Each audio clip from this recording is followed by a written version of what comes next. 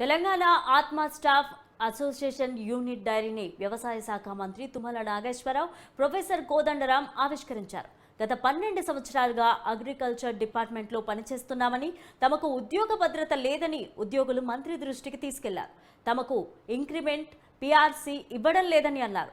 ఆత్మ ఎంప్లాయ్మెంట్స్ మణిపూర్, సిక్కిం రాష్ట్రాల్లో ప్రభుత్వంతో విలీనం చేసుకున్న మాదిరిగా తమను కూడా ప్రభుత్వంలో విలీనం చేయాలని తెలంగాణ ఆత్మ స్టాఫ్ అసోసియేషన్ ఉద్యోగులు విజ్ఞప్తి చేశారు.